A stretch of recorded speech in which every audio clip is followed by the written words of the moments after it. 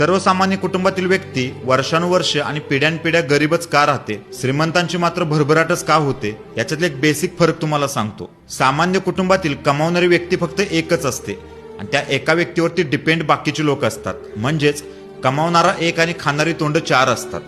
त्यामुळे होतं काय, त्याने किती जरी कमवलं तरी कुटुंबाचा उदरनिर्वाह करण्यातच त्याचा सगळा पैसा खर्च होऊन जातो। श्रीमंतांच्या बाबतीत असं होत नाही। श्रीमंतांच्या बाबतीत सगळेच जण कमवत असतात आणि जरी कमवत नसले तर एक बेसिक फरक असतो, तो म्हणजे त्यांचे अर्निंगचे मल्टी सोर्सेस असतात। ह्युमन सायकोलॉजी कशी वर्क करते तुम्हाला सांगतो।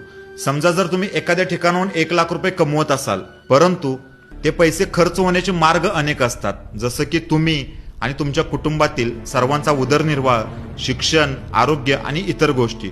परंतु तेच 1 लाख रुपये तुम्ही जर 10 मार्गावरून कमवत असाल तर मात्र आपली सायकोलॉजी अशी काम करते की त्या 10 मार्गातील 7 मार्गावरून येणारा पैसा मी माझ्या उदरनिर्वाहासाठी आणि कुटुंबासाठी खर्च करतो आणि उरलेल्या 3 ठिकाणाहून येणारा पैसा मी सेव्हिंगसाठी टाकतो। म्हणजे कळतंय का मला काय म्हणायचंय? सांगायचं इतकंच आहे की जोपर्यंत तुम्ही एकाच व्यवसायावरती आणि एकाच नोकरीवरती डिपेंड राहाल तोपर्यंत तुम्ही कधीच श्रीमंत होणार नाही। श्रीमंत तुम्ही तेव्हाच व्हाल जेव्हा तुम्ही अर्निंगचे मल्टी सोर्सेस तयार कराल।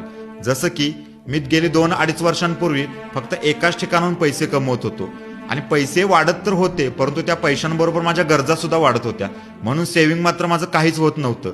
मी माझ्या अर्निंगच्या सोर्सेसवरती काम केलं आणि अर्निंगचे मल्टी सोर्सेस तयार केले।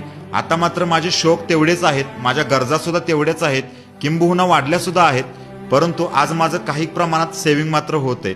आता हे अर्निंगचे मल्टी सोर्सेस कसे तयार करायचे हे मी तुम्हाला नेक्स्ट व्हिडिओमधून सांगतो। तोपर्यंत पेजला फॉलो करून ठेवा।